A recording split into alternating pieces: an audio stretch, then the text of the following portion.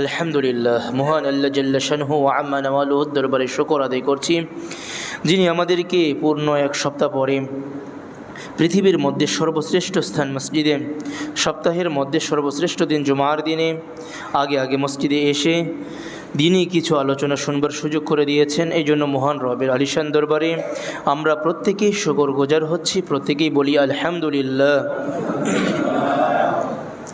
সম্মানিত সুধী, এই মাস চলছে রবিউল আউয়াল, যেই মাসে রাসূলুল্লাহ সাল্লাল্লাহু আলাইহি ওয়াসাল্লামের জন্ম, যেই মাসে রাসূলুল্লাহ সাল্লাল্লাহু আলাইহি ওয়াসাল্লামের ইন্তেকাল।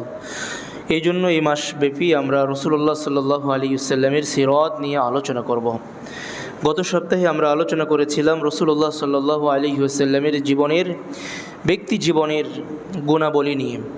গত সপ্তাহে আমরা 3টি পয়েন্ট নিয়ে আলোচনা করেছিলাম। রাসূলুল্লাহ সাল্লাল্লাহু আলাইহি ওয়াসাল্লামের ব্যক্তিগত গুণাবলীর মধ্য থেকে আমরা জেনেছিলাম রাসূলুল্লাহ সাল্লাল্লাহু আলাইহি ওয়াসাল্লামের মধ্যে সত্যবাদিতা ছিল, পূর্ণ মাত্রায় ছিল, জীবনে কখনো একটি মিথ্যা কথাও তিনি বলেন নাই। দ্বিতীয়ত আমরা আলোচনা করেছিলাম রাসূলুল্লাহ সাল্লাল্লাহু আলাইহি ওয়াসাল্লামের মাঝে আমানতদারিতা ছিল, রসুল কখনো খিয়ানত করেন নাই। এমনকি যারা রসুলকে বিশ্বাস করতো না, রাসূল হিসাবে রসুল বিশ্বাস করতো না, আল্লাহর নবী হিসাবে বিশ্বাস করতো না, তারপরেও তারাও রসুলের কাছে অর্থ রাখাকে, তাদের মূল্যবান সম্পদ রাখাকে নিরাপদ মনে করত। এতটাই বড় আমিন ছিলেন, আল আমিন ছিলেন। তৃতীয়ত আমরা আলোচনা করেছিলাম রাসূলুল্লাহ সাল্লাল্লাহু আলাইহি ওয়াসাল্লাম ইনসাফগার ছিলেন, ন্যায় পরায়ণ ছিলেন, কারো প্রতি তিনি অন্যায় করতেন না। যেই আত্মীয় হোক না কেন, যতই নিকটতম আত্মীয় হোক না কেন, তিনি কারো প্রতি সামান্য পরিমাণ স্বজন প্রীতি করতেন না।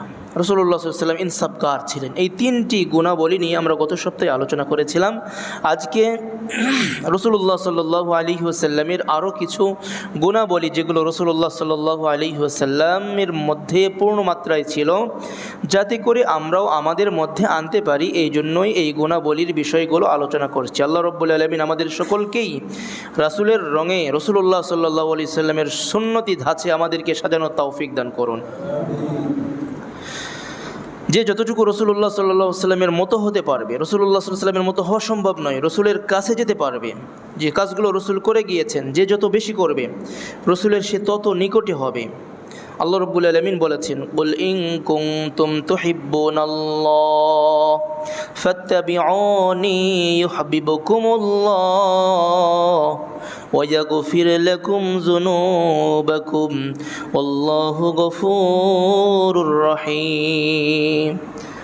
আল্লাহ রাব্বুল আলামিন বলে দিয়েছেন, ও নবী আপনি জানিয়ে দিন, ইন কুনতুম তুহিব্বুনাল্লাহ, তোমরা আল্লাহ তাআলার ভালোবাসা যদি পেতে চাও, যদি তোমরা আল্লাহ তাআলার ভালোবাসা পেতে চাও, তুহিব্বুনাল্লাহ ফাত্তাবিউনি, রাসূল বলেন আমার অনুসরণ করো। সুবহানাল্লাহ।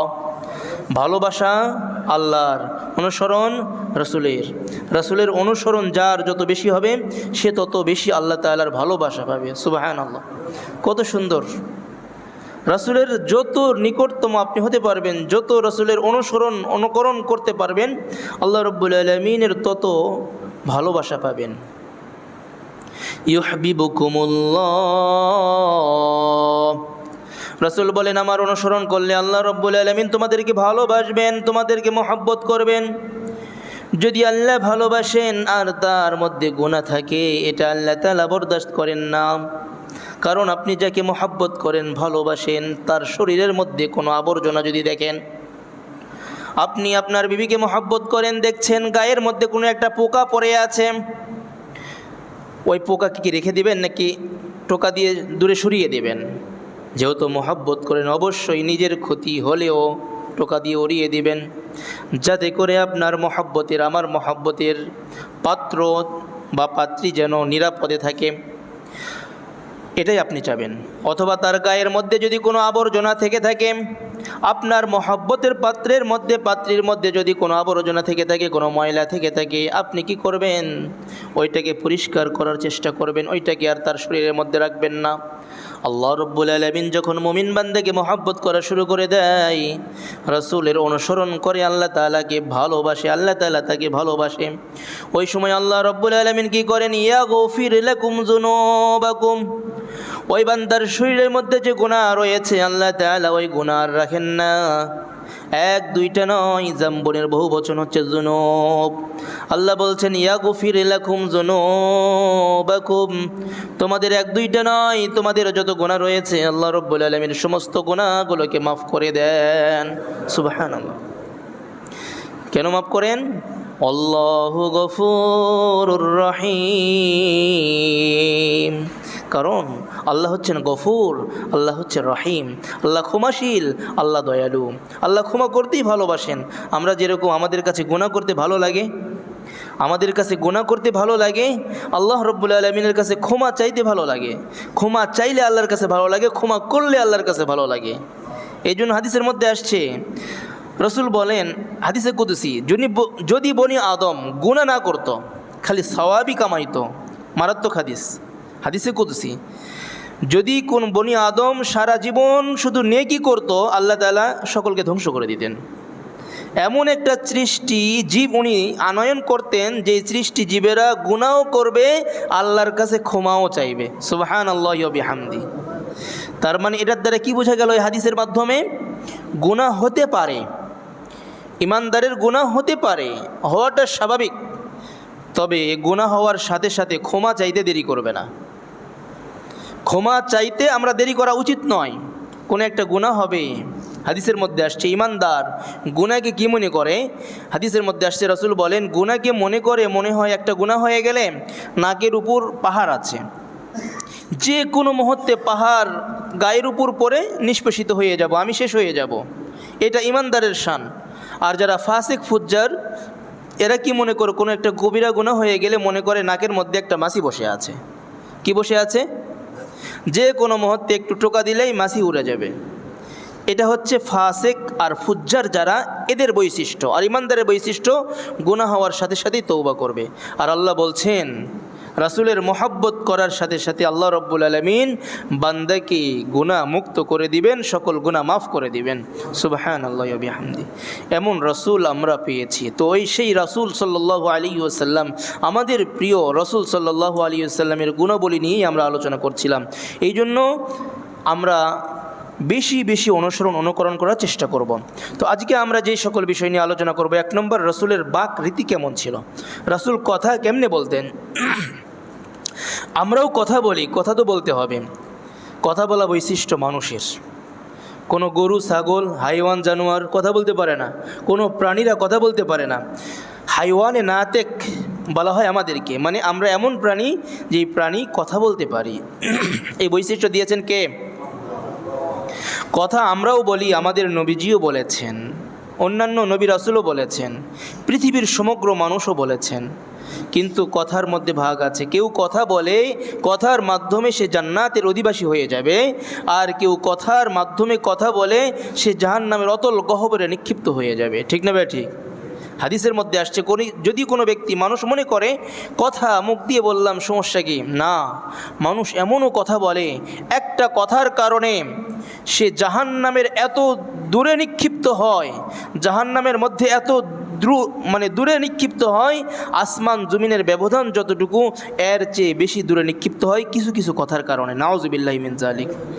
এই জন্য কথা সাবধানে বলতে হবে।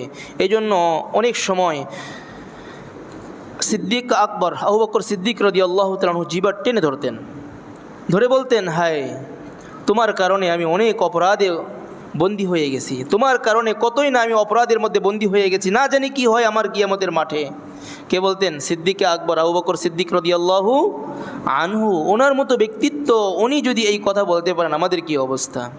আল্লাহ তাআলা জবান দিয়েছেন, ঠোঁট দিয়েছেন, আর জিহ্বা দিয়েছেন কে? এটা আলাম নাজআল লাহু আইনাইন ওয়া লিসানান ওয়া শাফাতাইন। আল্লাহ বলছেন আলাম নাজআল লাহু আইনাইন, আমি কি তোমাদেরকে দুটি চোখ দিই নাই? কে বলছেন? আল্লাহ। আমি কি তোমাদেরকে দুটি চোখ দিই নাই? ওয়া লিসানান ওয়া শাফাতাইন, আমি কি তোমাদেরকে একটি জবান আর দুটি ঠোঁট দিই নাই? তার মানে দিয়েছেন কে? আল্লাহ দিয়েছেন জিহ্বা আর ঠোঁট। সুতরাং এই জিহ্বা আর ঠোঁটগুলো ব্যবহার করার রীতিও রাসূলুল্লাহ সাল্লাল্লাহু আলাইহি ওয়াসাল্লাম আমাদেরকে শিক্ষা দিয়েছেন।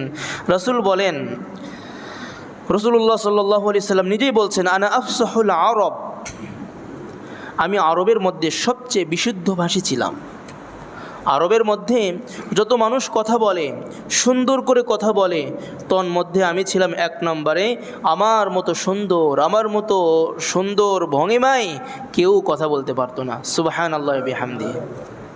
ভালো করে কথা বলা এটা নবীর শান ছিল, নবীর শান ছিল, নবীর মান ছিল, নবীর মুজিজা ছিল। উনি ভালো করে কথা বলতে পারতেন। কোনো বেদুইন আসছে, কাফের আসছে, রসুল তাকে সামান্য একটু কথা বলতেন। কথার মাধ্যমে আল্লাহ তাআলা এতটাই তাসির দিতেন যে সামান্য একটু কথার মাধ্যমে মনটা গলে যেত, ইসলাম ধর্ম গ্রহণ করে ফেলতেন। সুবহানাল্লাহি ওয়া বিহামদিহি। রাসূলুল্লাহ সাল্লাল্লাহু আলাইহি ওয়াসাল্লাম কথা বলতেন দ্রুত গতিতে না, ধীরস্থিরভাবে। কেমন ধীরস্থিরভাবে? যদি কেউ গুনতে চাইতো রাসূল কয়টা কথা বলেছেন, এটা গুনতেও পারতেন। সুবহানাল্লাহি ওয়া বিহামদিহি। তাহলে রাসূলের কথা কি দ্রুত ছিল নাকি আস্তে ছিল? সহিহ মুসলিমের 7399 নম্বর হাদিসের বর্ণনা, আনা আয়েশা রাদিয়াল্লাহু তাআলা আনহা قالت انما كان النبي صلى الله عليه وسلم يحدث حديثا لو عده العاد لاحصاه। আম্মাজান বলেন, রাসূল এমনভাবে কথা বলতেন, যদি কোনো গণনাকারী গণত যে রাসূল মজলিসের শুরু থেকে কয়টা কথা বলেছেন, কয়টা শব্দ উচ্চারণ করেছেন, আম্মাজান বলেন ওই ব্যক্তি গুনতে পারতো রাসূল কয়টা কথা বলেছেন। সুবহানাল্লাহি ওয়া বিহামদিহি। এতটাই ধীরস্থিরভাবে কথা বলতেন। আর কথা বলার ক্ষেত্রে যেগুলো গুরুত্বপূর্ণ বিষয় ওগুলো বারংবার উচ্চারণ করতেন, 3 বার উচ্চারণ করতেন। হাদিসের মধ্যে আপনারা বিদায় হজের ভাষণের ক্ষেত্রে শুনছেন না, রাসূলুল্লাহ সাল্লাল্লাহু আলাইহি ওয়াসাল্লাম ভাষণ দেওয়ার পরে পরিশেষে বললেন, আমি কি তোমাদেরকে সেই দায়িত্ব পৌঁছিয়ে দিতে পেরেছি আল্লাহ তাআলা যেই দায়িত্ব আমাকে দিয়েছিল? রাসূলুল্লাহ সাল্লাল্লাহু আলাইহি ওয়াসাল্লামের কথা শুনে সকল সাহাবায়ে কেরাম কি বলেছিলেন? হ্যাঁ, আপনি আমাদেরকে পৌঁছিয়ে দিয়েছেন। তখন রাসূল বলেছেন, আল্লাহুম্মা শাহাদ, আল্লাহুম্মা শাহাদ, আল্লাহুম্মা শাহাদ। ওগো আল্লাহ আপনি সাক্ষী থাকুন, ওগো আল্লাহ আপনি সাক্ষী থাকুন, ওগো আল্লাহ আপনি সাক্ষী থাকুন। এরকম রাসূল গুরুত্বপূর্ণ বিষয় আসলে কয়বার বলতেন? এখান থেকে আমাদের শিক্ষা, আমাদের কোনো গুরুত্বপূর্ণ বিষয় কাউকে বলার প্রয়োজন হলে, কাউকে বোঝানোর প্রয়োজন হলে কয়বার বলবো? কারণ প্রথমবার 3 বার তো রাসূলুল্লাহ সাল্লাল্লাহু আলাইহি ওয়াসাল্লামের কাছে যখন ওহী আসছিল তখনও তো 3 বার বলেছিলেন জিবরাইল আলাইহিস সালাতু ওয়াসসালাম, মনে আছে তো? সর্বপ্রথম যখন বলেছিলেন ইকরা, উনি বললেন মা আনা বিকারি, আমি তো পড়তে জানি না। দ্বিতীয়বার আবারও মা আনা বিকারি, আমি তো পড়তে জানি না। তৃতীয়বার আবারও বললেন মা আনা বিকারি, আমি তো পড়তে জানি না। এটা কেন করলেন? 3 বার কেন করলেন? 4 বার কেন করলেন না? এর মধ্যে হিকমত আছে। হিকমত কি? প্রথমবার যখন চাপ দিয়েছেন, এই চাপ দেওয়ার দ্বারা দুনিয়ার মধ্যে যার মনোনিবেশ ছিল এই মনটাকে কুদরতে এলাহির দিকে নিবদ্ধ করার জন্য প্রথম চাপ দিয়েছেন। দুনিয়ার প্রতি মহব্বত, ভালোবাসা সবগুলো থেকে বিচ্ছিন্ন করবার জন্য। দ্বিতীয়বার চাপ দিয়েছেন, এই চাপের মধ্যে উদ্দেশ্য ছিল, এই চাপের দ্বারা উদ্দেশ্য হলো যে একমাত্র কুদরতে ইলাহির মহব্বত যেন অন্তরের মধ্যে থাকে। দুনিয়ার মহব্বত তো প্রথম চাপে শেষ, দ্বিতীয় চাপের মধ্যে যেন কুদরতে ইলাহি তথা আল্লাহ পাকের মহব্বত যেন শুধুমাত্র অন্তরের মধ্যে গেঁথে যায়, এই জন্য দ্বিতীয় নম্বর চাপ দিয়েছিলেন। তৃতীয় চাপ কেন দিয়েছিলেন? তৃতীয় চাপ দিয়েছিলেন এই জন্য যে যেইটা আপনাকে এখন বলা হবে ওইটা যেন উনি হৃদয়ঙ্গম করতে পারেন, বুঝতে পারেন, এটা ধারণ করতে পারেন। এই জন্য রাসূলুল্লাহ সাল্লাল্লাহু আলাইহি ওয়াসাল্লামকে জিবরাইল আলাইহিস সালাম তৃতীয় নম্বর চাপ দিয়েছিলেন। সুবহানাল্লাহি ওয়া বিহামদিহি। এই ক্ষেত্রেও 3-এর বিশেষ মূল্য রয়েছে। এই জন্য রাসূলুল্লাহ সাল্লাল্লাহু আলাইহি ওয়াসাল্লাম গুরুত্বপূর্ণ বিষয়গুলো কয়বার বলতেন? 3 বার বলতেন। আর রাসূল কথাও বলতেন মানুষের সাথে কর্কশ ভাষা না, নম্র ভাষায় কথা বলতেন। একটা কথা সুন্দরভাবে বলা যায়, আর ওই কথাটাই আবার ঘুরিয়ে পেঁচিয়ে অথবা কর্কশ ভাষায় বলা যায়, কিন্তু রাসূল ওইভাবে বলতেন না। রাসূল বলতেন নমনীয়তার সাথে, নম্রতার সাথে, মার্জিত ভাষায়, যাতে করে বুঝতে সহজ হয়। আল্লাহ সুবহানাহু ওয়া তাআলা কুরআনুল কারীমের মধ্যে বলেন, সূরা আলে ইমরানের 159 নম্বর আয়াতের মধ্যে আল্লাহ তাআলা বলছেন, ফাবিমা রাহমাতিম মিনাল্লাহি লিনতা লাহুম ওয়ালাউ কুনতা ফাযযান গলীযাল কলবি লানফাদ্দু মিন হাওলিক ফা'ফু আনহুম ওয়াস্তাগফির লাহুম ওয়াশাবিরহুম ফিল আমর। আল্লাহ তাআলা বলছেন ফাবিমা রাহমাতিম মিনাল্লাহ, আল্লাহ রব্বুল আলামিনের অনুগ্রহে লিনতা লাহুম, আপনার কথাকে আল্লাহ রব্বুল আলামিন মিষ্টতা দান করেছেন, আপনার হৃদয়কে কোমল করে দিয়েছেন। সুবহানাল্লাহি ওয়া বিহামদি। কে এটা করে দিয়েছেন? আল্লাহ পাক। ফাবিমা রাহমাতিম মিনাল্লাহি লিনতা লাহুম, আপনি মানুষের সাথে নম্র ভাষায় কথা বলেন। কেন? ওয়ালাউ কুনতা ফাযযান গলিযুল কলবি লানফাদ্দু মিন হাওলিক, আপনি যদি কর্কশ ভাষায় কথা বলতেন, আপনি মেজাজ গরম করে রূঢ় হয়ে কঠোর হয়ে কথা বলতেন, ওয়ালাউ কুনতা ফাযযান গলিযুল কলবি লানফাদ্দু মিন হাওলিক, মানুষরা আপনার ধারে পাশে আসতে পারত না, আপনার কাছে আসতে পারতো না। এমনি তো আপনার মধ্যে রূপ দেওয়া হয়েছে, রাসূলুল্লাহ সাল্লাল্লাহু আলাইহি ওয়াসাল্লামের মধ্যে রূপ ছিল। রূপ মানে রাসূলের চেহারার মধ্যে একটা ভীতিকর অবস্থা ছিল, যে কেউ দেখতো, হঠাৎ দেখতো ভয় পেয়ে যেত, এরকম একটা ভীতি অবস্থা ছিল। একত ভীতি অবস্থা, কেমন ভীতি অবস্থা ছিল? হাদিসের মধ্যে আসছে, রসুল যেখানে যাবেন সেখান থেকে 1 মাসের দূরত্ব পথ পর্যন্ত রাসূলুল্লাহ সাল্লাল্লাহু আলাইহি ওয়াসাল্লামের এই চেহারার রূপটা সামনের দিকে পড়তো। সুবহানাল্লাহি ওয়া বিহামদিহি। এই জন্য ওই যে গত সপ্তাহে মনে বলেছিলাম, একজন বেদুইন, না বলি নাই, একজন বেদুইন রাসূলুল্লাহ সাল্লাল্লাহু আলাইহি ওয়াসাল্লাম শুয়েছিল, অস্ত্র ধরেছিল। প্রথমে তো বেদুইন ধরেছিল রসুলকে, শুয়েছিল। মুহাম্মদ সাল্লাল্লাহু আলাইহি ওয়াসাল্লাম, এখন তোমাকে বাঁচাবে কে? সহিহ মুসলিমের মধ্যে আসছে, 2 নম্বর খণ্ডে আসছে। তখন বললেন, কেন আমাকে বাঁচাবে? আল্লাহ। কে বাঁচাইবে? যেই আল্লাহ শব্দ বলছে, অন্য কিছু বলেন নাই। এই কথা শোনার পরে বেদুইনের হাতে কি ছিল? তরবারি, রাসূলের তরবারি। এই তরবারি রাসূলকে দেখে কাঁপতে কাঁপতে কাঁপতে কাঁপতে অটোমেটিক জমিনের মধ্যে পড়ে গেছে। সুবহানাল্লাহি ওয়া বিহামদিহি। অটোভাবে জমিনের মধ্যে পড়ে গেছে। কেমনে সম্ভব?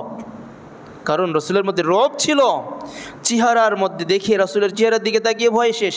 এরকম কিছু মানুষ থাকে যাকে চেহারার মধ্যে দেখলেই ভয় লাগে, চেহারার দিকে তাকাতেই ভয় লাগে। তো রাসূলুল্লাহ সাল্লাল্লাহু আলাইহি ওয়াসাল্লামের চেহারার মধ্যে এই রূপ ছিল। এমনিতে রূপ আছে, আর যদি রাসূলের ভাষা একটু কর্কশ হইতো, আল্লাহ বলছেন লানফাদ্দু মিন হাওলিক, মানুষ আপনার ধারে পাশে ঘেঁষার সেই সুযোগ তাদের হতো না।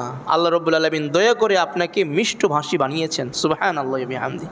তাহলে এখান থেকে আমাদেরও শিক্ষা, হয়তো আল্লাহ তাআলা আপনাকে বড় পদ দিয়েছে, আল্লাহ তাআলা আপনাকে সম্মানিত করেছে, হয়তো আল্লাহ পাক আপনাকে অনেক উপরের লেভেলের বানিয়েছে। আপনার যারা অধীনস্থ আছে, আপনি ইচ্ছা করলে কর্কশ ভাষাও ব্যবহার করতে পারেন, ইচ্ছা করলে কঠোর ভাষাও ব্যবহার করতে পারেন। এই ক্ষেত্রে আপনাকে আমাকে রাসূলের সুন্নাহ অনুযায়ী নরম হব নাকি কঠিন হব? হ্যাঁ, অনেক ক্ষেত্রে, কিছু ক্ষেত্রে কঠিন হতে হয়, সেটা ভিন্ন বিষয়।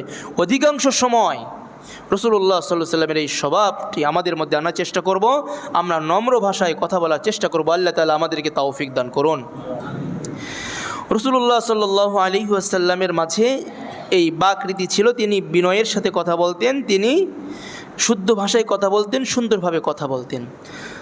আরেকটি রাসূলুল্লাহ সাল্লাল্লাহু আলাইহি ওয়াসাল্লামের গুণ ছিল, তা হচ্ছে রাসূল নম্র ছিলেন এবং বিনয়ী ছিলেন। নম্র এবং বিনয়ী, অহংকারী ছিলেন না, বদমেজাজিও ছিলেন না, অহংকারীও ছিলেন না। রাসূলুল্লাহ সাল্লাল্লাহু আলাইহি ওয়াসাল্লামের একজন সাহাবী বেদুইন এসে রাসূলকে জিজ্ঞেস করলেন, ইয়া রাসূলুল্লাহ, ইয়া খায়রুল বারিয়া, দুনিয়ার মধ্যে সর্বশ্রেষ্ঠ ব্যক্তি।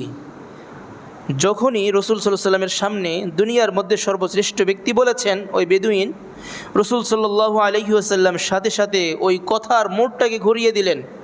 বেদুইনকে বললেন, তুমি আমাকে যুগের শ্রেষ্ঠ ব্যক্তি বলো না, যুগের শ্রেষ্ঠ ব্যক্তি তো ইব্রাহিম, যাকা ইব্রাহিম আলাইহিসসালাতু ওয়াসসালাম। অথচ আমরা কি জানি, সাইয়্যিদুল মুরসালিনকে মুহাম্মদুর রাসূলুল্লাহ সাল্লাল্লাহু আলাইহি ওয়াসাল্লাম, সাইয়্যিদুল কাওনাইন খাতামুল মুরসালিন আখিরা মুদবুদ ফখরুল আউয়ালিন। সাইয়্যিদুল মুরসালিন, উনি শেষে আসছেন, সগরের জন্য গর্বের বিষয় ছিলেন আমাদের রাসূল। তারপরেও নিজেকে ছোট মনে করে, নিজের প্রতি নিজেকে বড় না করে উনি ডাইরেক্ট দেখিয়ে দিলেন ইব্রাহিম আলাইহিসসালাতু ওয়াসসালামের দিকে। সুবহানাল্লাহি ওয়া বিহামদিহি। এটা রাসূলুল্লাহ সাল্লাল্লাহু আলাইহি ওয়াসাল্লামের গুণ ছিল। রাসূল নিজে নম্রতার সাথে কথা বলতেন, আচরণ করতেন। রাসূলুল্লাহ সাল্লাল্লাহু আলাইহি ওয়াসাল্লামের যারা খাদেম ছিল তারা খেদমত করত, কিন্তু রাসূল কখনো ধমক দিয়ে কথা বলেননি। এতটা নম্র ছিলেন রাসূলুল্লাহ সাল্লাল্লাহু আলাইহি ওয়াসাল্লাম, ভদ্র ছিলেন এতটা। হযরত আনাস রাদিয়াল্লাহু তাআলা আনহু রসুলের খেদমত করেছেন 10 বছর। কয় বছর? 10টি বছর রসুলের খেদমত করেছেন, তাও বড় মানুষ না, একেবারে ছোট বালক অবস্থায় 10 বছর বয়সে, 9 কিংবা 10 বছর বয়সে তার মা উম্মে সুলাইম রাদিয়াল্লাহু আনহা রসুল্লাহ সাল্লাল্লাহু আলাইহি ওয়াসাল্লামের খেদমতে এনে রেখে গিয়েছেন। ইয়া রাসূলুল্লাহ, খাদিমুকা আনাস, আনাসকে রেখে গেলাম, এ আপনার খেদমত করবে, আপনার সর্বদাই খেদমতের জন্য নিয়োজিত এই খাদিমকে আপনি গ্রহণ করুন। রসুল্লাহ সাল্লাল্লাহু আলাইহি ওয়াসাল্লাম, ছোট মানুষ, বালক, গ্রহণ করলেন। আনাস রাদিয়াল্লাহু আনহু বলেন, আমি রসুলের খেদমত করেছি, তবে শিশু তো, বালক তো। উনি বলেন, আমার মধ্যে সেই ছেলেমিপনা ছিলই। রাসূলুল্লাহ সাল্লাল্লাহু আলাইহি ওয়াসাল্লাম একদিন এক জায়গায় পাঠাইছেন আমাকে যাওয়ার জন্য। আমি যাচ্ছি, পথের মধ্যে দেখতেছি কিছু শিশু খেলা করছে। তখন আমার মনে চিন্তা লাগলো যে এরা খেলতেছে, ভালোই লাগতেছে, খেলা দেখা শুরু করে দিলেন। এইদিকে রাসূলুল্লাহ সাল্লাল্লাহু আলাইহি ওয়াসাল্লাম যে গুরুত্বপূর্ণ একটি বিষয় দিয়ে পাঠিয়ে দিয়েছেন, উনি ভুলে গিয়েছেন। মানুষ তো ছোট, রাসূলুল্লাহ সাল্লাল্লাহু আলাইহি ওয়াসাল্লামের প্রয়োজন পড়ে পড়ছে। আরও রাসূল সাল্লাম চিন্তা করলেন, কী ব্যাপার, আনাস এত দেরি করছে কেন? রসুল নিজে চলে আসছেন। আসার পরে দেখে আনাস তো আর কাজে যায় নাই, আনাস রাদিয়াল্লাহু আনহু খেলা দেখছেন। সুবহানাল্লাহ। রসুল কি করলেন? পিছন দিক থেকে ধরলেন যে, আনাস, কি ব্যাপার, তোমাকে পাঠাইলাম, তুমি যাওনি কেন? ইয়া রাসূলুল্লাহ, আমার ভুল হয়ে গেছে, আমি তো ভুলে গিয়েছিলাম, আমি খেলা দেখতেছিলাম। এই সময় তো উনি ধমক দিতে পারতেন, রসুল ধমক দেননি, যাও তুমি তোমার কাজ করো। এটা হলো রাসূলুল্লাহ সাল্লাল্লাহু আলাইহি ওয়াসাল্লামের স্বভাব ছিল। উনি বলেন, খদামতুন নবী সাল্লাল্লাহু আলাইহি ওয়াসাল্লাম 10 সিনিন ফামা ক্বালা লি উফিন ওয়ালা লিমা সানা'তা ওয়ালা আল্লা সানা'তা। আনাস রাদিয়াল্লাহু তাআলা আনহু বলেন, আমি রাসূলুল্লাহ সাল্লাল্লাহু আলাইহি ওয়াসাল্লামের খেদমত করেছি 10 বছর। 10 বছরের খেদমতের মধ্যে রাসূলুল্লাহ সাল্লাল্লাহু আলাইহি ওয়াসাল্লাম কোনোদিন আমাকে উফ শব্দটি উচ্চারণ করে নাই। উফ শব্দ, এটা বিরক্তিবোধক একটি শব্দ, এটা এরকম শব্দ পর্যন্ত রাসূলুল্লাহ সাল্লাল্লাহু আলাইহি ওয়াসাল্লাম উচ্চারণ করে নাই। এটাও বলে নাই, আনাস তুমি কেন করলে, আনাস এই কাজটা তুমি কেন করলে না, কেন করলে আর কেন করলে না, এই কথাটি রাসূল 10 বছর খেদমতের সময়ে কোনো দিন বলেন নাই। সুবহানাল্লাহ। বলাও সম্ভব, সুন্দর লাগে, শুনতেও ভালো লাগছে, কিন্তু আমল করতে 1 বছর বাদ দিলাম, 1 সপ্তাহ এ আমল করাটাও কঠিন হবে আপনার অধীনস্থর সাথে। হাত্তা কি আপন বিবির সাথে, বিবিকে একটা কথা বলেছেন, কেন শুনলেন, আমি এই কথা তো বলে দিলাম, এই কাজটা করার জন্য বললাম, এটা রান্নার জন্য বলেছিলাম, কেন করলে না? সপ্তাহের মধ্যে কতবার হয়ে যায় আমাদের। আর তো খাদেম, বিবি তো আর খাদেম না, উনি আমার অর্ধাঙ্গিনী, তাকে সম্মান দিয়ে কথা বলতে হবে। ওনার ক্ষেত্রে এই অবস্থা, আর তো খাদেমের ক্ষেত্রে আমাদের বালাই নেই।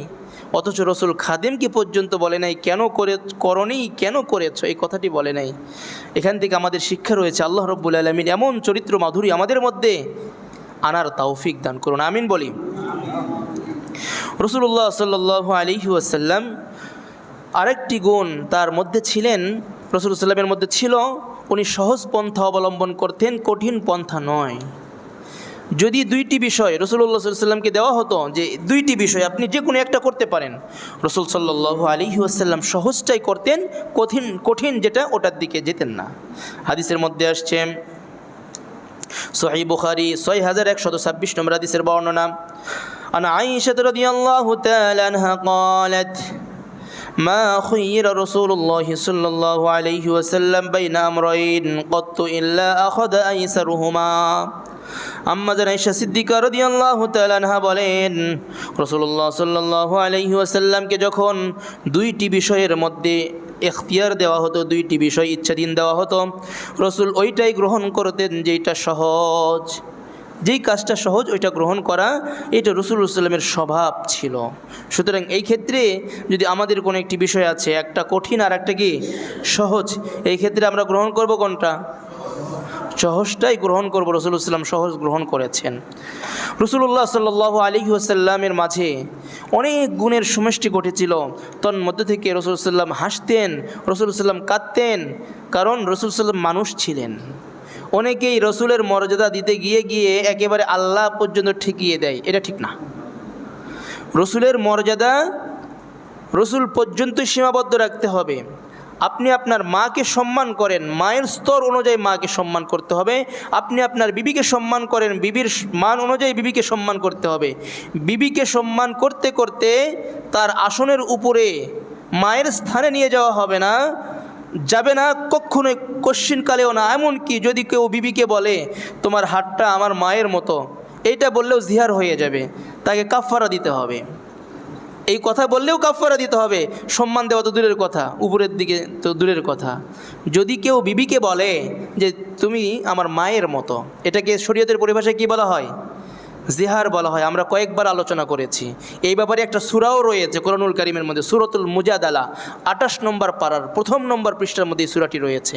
এই সূরা অবতীর্ণই হয়েছে এই কারণে যে তার স্বামী বিবিকে বলেছিল তুমি তো আমার মায়ের মতো, এই কথা বলছে। আর আরবের মধ্যে তৎকালীন সময় এই কথা বললেই বিবি হারাম হয়ে যেত। বিবি তখন কান্না শুরু করে দিল, আমার যৌবন কাটিয়ে দিলাম তোমার ঘরে, আমার সন্তান আছে, আমার ছেলে আছে, আর মেয়ে আছে, এই মুহূর্তে আমি যাব কোথায়? রাসূলুল্লাহ সাল্লাল্লাহু আলাইহি ওয়াসাল্লামের কাছে চলে গেছি, ইয়া রাসূলুল্লাহ আমাকে তো এইরূপ আমার স্বামী বলেছে, আমার বিধান কি হবে? রাসূলুল্লাহ সাল্লাল্লাহু আলাইহি ওয়াসাল্লামের কাছে তখনও ইসলামের বিধান আসে নাই, রাসূল চুপ করেছিলেন। কিছুক্ষণ পরে জিবরাইল আলাইহিসসালাতু ওয়াসসালাম এসে কোরআনের আয়াত নাজিল করে দিয়েছে, ক্বাদ সামিআল্লাহু ক্বাওলাল্লাতী তুজাদিলুকা ফী যাওজিহা ওয়া তাশতাকী ইলাল্লাহ ওয়াল্লাহু ইয়াসমাউ তাহাওয়ারাকুমা। আল্লাহ রাব্বুল আলামিন বলছেন, ওই যে নারী আপনার কাছে এসে বিচার দিয়েছে, আপনার কাছে এসে স্বামীর ব্যাপারে বাক বিতণ্ডা করেছে, ওই কথাটিও আল্লাহ রাব্বুল আলামিন শুনেছেন। সুবহানাল্লাহ, আল্লাহ তাআলা শুনেছেন এবং সমাধান দিচ্ছেন। সমাধান কি? যদি কেউ বিবিকে মায়ের সাথে তুলনা করে, সাথে সাথে হারাম হয়ে যায় না, বরং তাকে কাফারা দিতে হবে। কাফারা দিলে হালাল হবে। কাফারা কি? 60 জন মিসকিনকে খাবার খাওয়ানো। কয়জন? 60 জন মিসকিনকে খাবার খাওয়ানো, অথবা গোলাম আজাদ করা, অথবা লাগাতার 60টি রোজা রাখা। বিবিকে মায়ের সাথে তুলনা করলে, এমন অঙ্গের সাথে তুলনা করা যেটা দেখা হারাম সাধারণত, এমন অঙ্গের সাথে তুলনা করলেই এই মাসালা আসবে। আল্লাহ না করুন আমাদেরকে এই সকল বিষয় ইসলামী জ্ঞান আমাদেরকে আল্লাহ তাআলা দান করুন। কয়েকদিন আগে খুব ভালো একজন ব্যক্তিত্বের মুখ থেকে শুনলাম যে বিবিকে মহব্বত করে বলে আমার মায়ের মতো। নাউজুবিল্লাহি মিন যালিক। যে কোনো কথা সব জায়গায় সব কথা বলা যায় না। ইসলামী জ্ঞান অর্জন করতে হবে এই জন্য প্রত্যেককেই। কারণ কাকে কি অবস্থায় কি বলতে হবে, এই জ্ঞান যদি, ন্যূনতম জ্ঞান যদি আমাদের না থাকে, তাহলে অনেক বড় ভুল হয়ে যাবে আমাদের। তো যাই হোক, যেটা বলছিলাম, যার যে সম্মান তাকে সেই সম্মানের মধ্যে রাখতে হবে। রসুলের সম্মান যতটুকু রসুলের সেই সম্মানের আসনে রাখতে হবে। রসুল হাজির নাজির, রসুল গায়েব জানেন, এই পর্যন্ত ঠেকানো যাবে, কারণ গায়েবের মালিক একমাত্র قل لا أملك لنفسي نفعا ولا ضرا إلا ما شاء الله। আল্লাহ বলেছেন, ও নবী আপনি জানিয়ে দিন আমি কোনো ভালো মন্দর কোনো জ্ঞান রাখি না। বুল্লা আমলিকু লিনাফসি, আমি ভালো মন্দর কোনো মালিক নই। আমি ইচ্ছা করলেই ভালো গ্রহণ করব, ইচ্ছা করলে মন্দটা পরিহার করব, এটা আমি জ্ঞান রাখি না। ওয়াইনদাহু মাফাতিহুল গায়বি লা ইয়ালামুহা ইল্লা হু, একমাত্র অদৃশ্যের জ্ঞান, একমাত্র গায়েবের জ্ঞান রয়েছে আল্লাহ রাব্বুল আলামিনের কাছে। সুবহানাল্লাহ। সুতরাং রাসূলকে সম্মান করতে হবে সেই অনুযায়ী, যাতে রাসূলের যে মাকাম রয়েছে এখান থেকে উপরে না যায়। রাসূলুল্লাহ সাল্লাল্লাহু আলাইহি ওয়াসাল্লামের মাঝে যেই গুণ ছিল, তার মধ্যে আরেকটি গুণ হচ্ছে হাসি এবং কান্না। রসুল হাসতেন, কিন্তু হাসির ধরনটা কেমন ছিল? হাদিসের মধ্যে আসছে, আম্মাজান বলেন রসুল এমন হাসি হাসেন নাই কোনো দিন যে তার মারির দাঁতগুলো দেখা গিয়েছে। মারির দাঁতগুলো দেখা গিয়েছে এমন অট্ট হাসি কোনো দিন হাসেন নাই। একবার রাসূলুল্লাহ সাল্লাল্লাহু আলাইহি ওয়াসাল্লাম মসজিদে নববীতে আসলেন, দেখলেন সাহাবায়ে কেরাম হাসতেছেন। রাসূলুল্লাহ সাল্লাল্লাহু আলাইহি ওয়াসাল্লাম তখন বললেন, কি ব্যাপার তোমরা হাসছো? যদি তোমরা মৃত্যুর কথা স্মরণ করতে তাহলে এমন অট্ট হাসি হাসতে পারতে না। তাহলে রাসূল কি হাসেন নাই? হ্যাঁ, হাসছেন। হাদিসের মধ্যে আসছে, রাসূলুল্লাহ সাল্লাল্লাহু আলাইহি ওয়াসাল্লাম বলেন, সাহাবী বলেন, মা রাআইতু আহাদান তাবাসসামা মিন রাসূলিল্লাহি সাল্লাল্লাহু আলাইহি ওয়াসাল্লাম আও কামা ক্বালা নবী আলাইহিস সালাম। এই জাতীয় কথা যে রাসূলুল্লাহ সাল্লাল্লাহু আলাইহি ওয়াসাল্লামের থেকে বেশি কাউকে আমি মুস্কি হাসি হাসতে দেখি নাই। সুবহানাল্লাহ। সবসময় ঠোঁটের মধ্যে হাসি লেগেই থাকতো। কার? রাসূলুল্লাহ সাল্লাল্লাহু আলাইহি ওয়াসাল্লামের হাসি লেগেই থাকতো, কিন্তু অট্ট হাসি হাসতেন না। রাসূলুল্লাহ সাল্লাল্লাহু আলাইহি ওয়াসাল্লাম কান্নাও করতেন, কান্না বেশি করতেন, হাসির থেকে কান্না বেশি করতেন। কোরআনুল কারীমের মধ্যে আল্লাহ বলছেন ফালিয়াদহাকু কলিলা ওয়ালিয়াবকু কাসীরা, ফালিয়াদহাকু কলিলা ওয়ালিয়াবকু কাসীরা, তারা যেন কম কম হাসে, বেশি বেশি কাঁদে। দুনিয়ার মধ্যে হাসবো কম, জাহান্নামের আগুনে কাঁদবো বেশি, কবরের ভয়ে কাঁদবো বেশি। তাহলে যখন আমাদের জীবনটা শেষ হয়ে যাবে ওই সময় আর কান্নার কও থাকবে না, ওই সময় শুধু আনন্দ আর আনন্দ, বিনোদন আর বিনোদন, যা চাইবেন সব কিছু আপনার জন্য জান্নাতের মধ্যে অপেক্ষা করছে। সুবহানাল্লাহ ওয়া বিহামদিহি। রাসূলুল্লাহ সাল্লাল্লাহু আলাইহি ওয়াসাল্লাম কাঁদতেন, হাসতেন, তবে অট্ট হাসি না। রাসূলুল্লাহ সাল্লাল্লাহু আলাইহি ওয়াসাল্লাম হাসাইতেন, তবে কোনো খারাপ কথা বলে অথবা গল্প কাহিনী বলে নয়, বাস্তব কাহিনী বলে হাসাইতেন। এর আগেও আমরা বলেছিলাম, একজন বুড়ি মহিলা রাসূলুল্লাহ সাল্লাল্লাহু আলাইহি ওয়াসাল্লামের কাছে আসছেন, ইয়া রাসূলুল্লাহ দোয়া করে দিন আমি যেন জান্নাতি হতে পারি। রাসূলের কাছে এসে বলছেন, ইয়া রাসূলুল্লাহ আপনি আমার জন্য দোয়া করে দিন যাতে করে আমি জান্নাতি হতে পারি। রাসূলুল্লাহ সাল্লাল্লাহু আলাইহি ওয়াসাল্লাম সাথে সাথে বললেন, কোনো বুড়ি মহিলা জান্নাতের মধ্যে প্রবেশ করবে না, নাউযুবিল্লাহ। কোনো বুড়ি মানুষ জান্নাতের মধ্যে যাবে না, কোনো বুড়া মানুষও জান্নাতের মধ্যে যাবে না। তখন বড় আশা নিয়ে বৃদ্ধ নারী আসছিল রসুলের দরবারে, তখন আশাহত হয়ে কান্নারত অবস্থায় ফিরে যাচ্ছে। রাসূলুল্লাহ সাল্লাল্লাহু আলাইহি ওয়াসাল্লাম বললেন, ওই বুড়ি মহিলাকে ডাক দাও। রসুল যখন ডেকে নিয়ে আসছে, কাছে আসছে, ওই সময় রসুল বলেন, ও বুড়ি মহিলা, তোমাকে বলেছিলাম কোনো বুড়ি মহিলা জান্নাতের মধ্যে যাবে না, এটা ঠিকই আছে, তবে শুনে রাখো তুমি যখন জান্নাতের মধ্যে যাবে ওই সময় বুড়ি আর থাকবে না, বরং যুবতী হয়ে জান্নাতের মধ্যে প্রবেশ করবে। সুবহানাল্লাহ। কারণ আল্লাহ তাআলা বলেন, ইন্না আনশানাহুন্না ইনশাআ ফাজআলনাহুন্না আবকারা উরবান আতরাবা।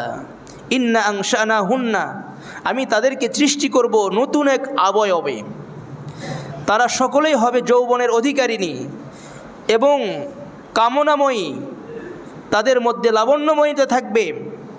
স্বামী দেখলেই আকর্ষিত হয়ে যাবে নারীর প্রতি, বিবির প্রতি, জান্নাতি বিবির প্রতি। এইরকমভাবে আল্লাহ রব্বুল আলামিন একটি রূপ দিয়ে জান্নাতি রমণীকে বা আপনার বিবিকে জান্নাতের মধ্যে সাজিয়ে দিবেন। সুবহানাল্লাহ ওয়া বিহামদিহি। তাহলে এই জন্য আপনি শুধু একা নামাজ পড়বেন না, বিবিকেও নামাজ ধরাবেন। হাদিসের মধ্যে আসছে, স্বামী যদি জান্নাতি হয় আর বিবি যদি জাহান্নামী হয় তাহলে কি হবে? জান্নাতের মধ্যে আল্লাহ রব্বুল আলামিন আলাদা আরেকটা বিবির ব্যবস্থা করে দেবেন।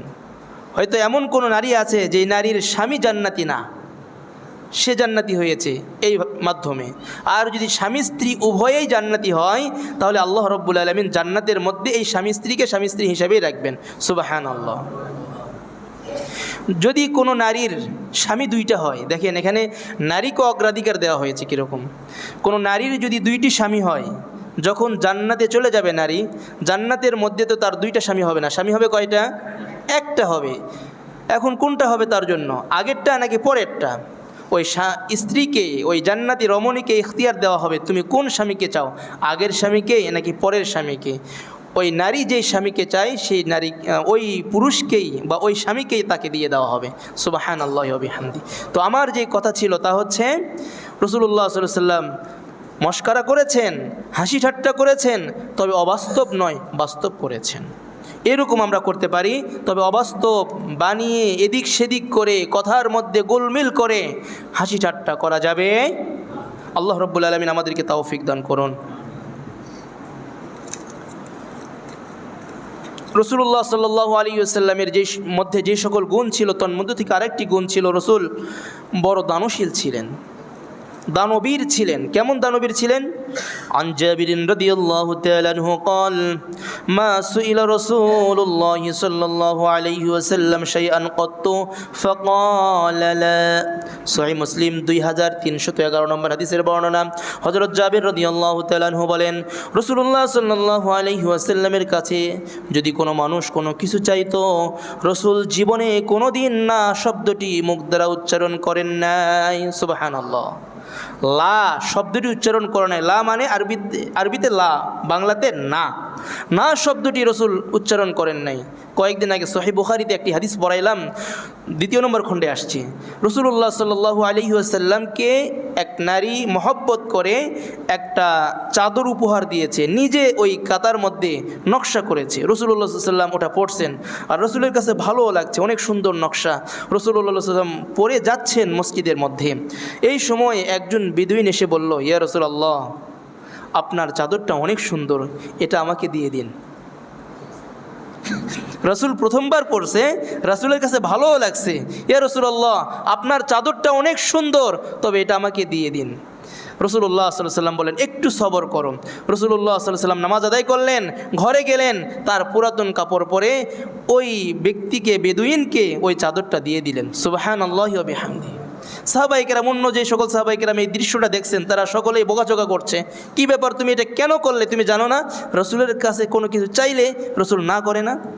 তখন উনি বললেন, আমি চেয়েছি এই জন্য, কারণ এই চাদরটা লেগেছে রসুলের শরীরে, আমি চাই এই চাদর দ্বারাই আমার কাফন হবে। সুবহানাল্লাহি ওয়া বিহামদিহি। ওনার উদ্দেশ্যও ভালো ছিল। রাসূল এরকম দানবীর ছিলেন।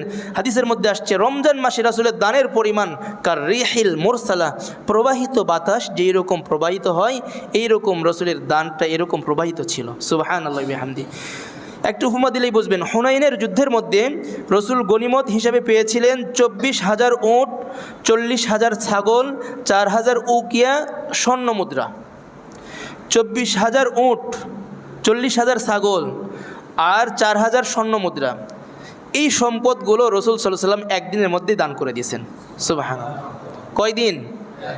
একদিনের মধ্যেই দান করে দিয়েছেন। সকল সাহাবায়ে কেরামকে দেওয়ার পরে আবার যেই অবস্থা ছিলেন সেই অবস্থায়। রসুল লজ্জাশীলতা রসুলের মধ্যে বেশি ছিল। রসুলের মধ্যে আরেকটা গুণ ছিল লজ্জাশীলতা। এখন আমাদের মধ্যে আমরা অনেকেই বিভিন্ন ধরনের কথা বলি। লজ্জা এটা একটা বড় বিষয়। হাদিসের মধ্যে আসছে, আল হায়াউ শু'বাতুম মিনাল ঈমান, লজ্জাশীলতা ঈমানের একটি অংশ।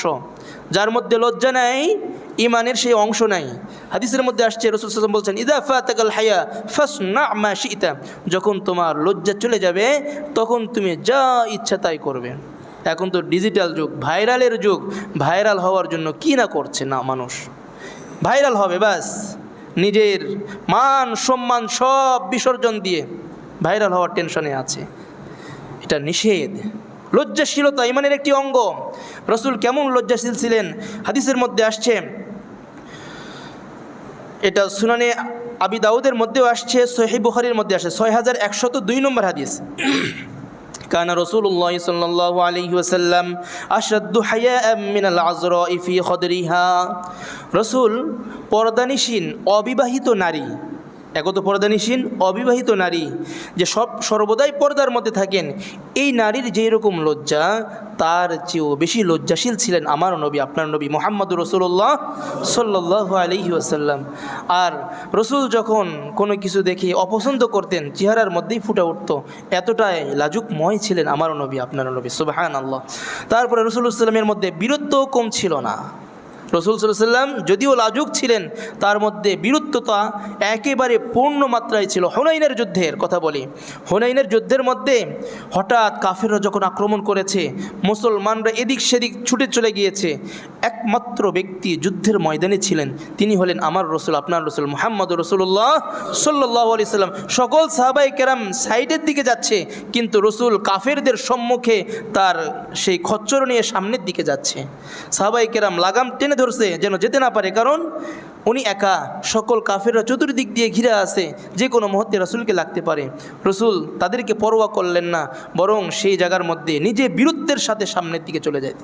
আলী রাদিয়াল্লাহু আনহু বলেন, যুদ্ধের ময়দানে যদি সকলেই ভয় পেয়ে যেত, যে ভয় পাইতো সে রসুলের কাছে গিয়ে দাঁড়াইতো। সুবহানাল্লাহ। আসলেই কখন মানুষ কার পাশে গিয়ে দাঁড়ায়? যখন কোনো সাহসী হয় তার কাছে গিয়েই দাঁড়ায়। আলী রাদিয়াল্লাহু আনহু বলেন, আমরা যত ব্যক্তি ছিলাম সবচেয়ে বীরত্বের অধিকারী ছিলেন আমার রসুল, আপনার রসুল মুহাম্মদুর রাসূলুল্লাহ সাল্লাল্লাহু আলাইহি ওয়াসাল্লাম। হাদিসের মধ্যে অনেক বীরত্ব গাথা কাহিনী রয়েছে, সেদিকে বলার সময় নেই, আমাদের সময় শেষের দিকে শেষ হয়ে গিয়েছে। আরেকটি গুণ রসুলের মধ্যে ছিল, রসুল সেবা পরায়ণ ছিলেন, সেবা করতেন। এমনকি নিজের একটা ইহুদি গোলাম ছিল, এ যখন মুমূর্ষু হয়েছে, রোগে আক্রান্ত, রসুল দেখতে গিয়েছেন, যাওয়ার পরে তাকে ইসলামের দাওয়াত দিচ্ছেন। হে বৎস ইহুদি, তুমি ইসলাম ধর্ম গ্রহণ করো। তখন সে বাবার দিকে তাকাচ্ছে, বাবা কি বলে? তখন উনি বললেন, আতি আবুল কাসেম, বাবা তুমি তোমার মনিব, তোমার মালিক মুহাম্মাদের তথা আবুল কাসেমের অনুসরণ করো। সাথে সাথে ওই বাচ্চা লা ইলাহা ইল্লাল্লাহ মুহাম্মাদুর রাসূলুল্লাহ পড়ছেন। রাসূলুল্লাহ সাল্লাল্লাহু আলাইহি সাল্লাম দেখলেন যে একটু পরেই সে ইন্তেকাল করলো। তারপরে উনি দোয়া পড়লেন, আলহামদুলিল্লাহিল্লাযী আনকাযাহু বিহি মিনান নার। সমস্ত প্রশংসা আল্লাহ তাআলার, যে আল্লাহ তাআলা এই বাচ্চাকে আমার বরকতে অল্প সময়ের মধ্যেই জাহান্নামের আগুন থেকে নাজাত দিয়ে দিলেন। সুবহানাল্লাহি ওয়া বিহামদিহি। রাসূল সেবা পরায়ণ ছিলেন। রাসূলুল্লাহ সাল্লাল্লাহু আলাইহি সাল্লামের সংসার জীবন ছিল অত্যন্ত আনন্দময়। রাসূল সাল্লাল্লাহু আলাইহি সাল্লামের বিবি ছিল মোট ১১টা, একসাথে ৯টা ছিল, কিন্তু বিবিদের সাথে আচরণ এত সুন্দর ছিল, রাসূলুল্লাহ সাল্লাল্লাহু আলাইহি সাল্লামের উপর সমস্ত বিবি সন্তুষ্ট ছিল। সুবহানাল্লাহ, কেমন আচরণ ছিল! আর আমাদের ঘরে একটা বিবি, 2টা তো বিরল বাংলাদেশে, একটা বিবি। তারপরেও যদি আপনার বিবিকে জিজ্ঞেস করা হয় আপনার স্বামীটা কীরকম, এরকম হয়তো হাতে খুব কম পাওয়া যাবে। বলবে না, আমার স্বামী অত্যন্ত সুন্দর চরিত্রের অধিকারী, ওনার মতো ভালো মানুষ হয় না, এরকম পাওয়া যাবে। কিন্তু অধিকাংশই পাওয়া যাবে না এরকম পাওয়া যাবে না যে ভালো বলছে, ভালো বলে, এরকম পাওয়া যাবে না। কারণ কি? আমরা বিবির সাথে সেই রকম আচরণ করতে পারি না। এই জন্য মাঝে মাঝে চেষ্টা করবেন ফ্যামিলিকে সহযোগিতা করার। রাসূল নিজে অনেক সময় বিবিকে সহযোগিতা করতেন, রান্নার কাজে সহযোগিতা করতেন, সাংসারিক কাজে সহযোগিতা করতেন। এটার মাঝে মহব্বত তৈরি হয় বিবির মাঝে। তো আল্লাহ রাব্বুল আলামিন আমাদের সকলকে রাসূলের এই সুন্নতকেও ফলো করবার তৌফিক দান করুন। যে সকল রাসূলের গুণাবলী আলোচনা করলাম, সংক্ষিপ্ত আকারে বলেই শেষ করছি। আমরা আজকে 4 নম্বর আলোচনা করেছি তার বাক রীতি, 5 নম্বর আলোচনা করেছি বিনয় এবং নম্রতা, 6 নম্বর সহজ পন্থা অবলম্বন, 7 নম্বর হাসি এবং কান্না, 8 নম্বর আলোচনা করেছি দানশীলতা, 9 নম্বর লজ্জাশীলতা, 10 নম্বর বীরত্ব, 11 নম্বর সেবা পরায়ণ, আর 12 নম্বর আলোচনা করেছি রসুলের সাংসারিক জীবন। এই সকল ক্ষেত্রে রাসূলুল্লাহ সাল্লাল্লাহু আলাইহি সাল্লামের অনুসরণ করবার তৌফিক দান করুন। ওয়া আখিরু দাওয়ানা আলহামদুলিল্লাহি রাব্বিল আলামিন। যারা সুন্নাত পড়ি নাই ক্বাবলা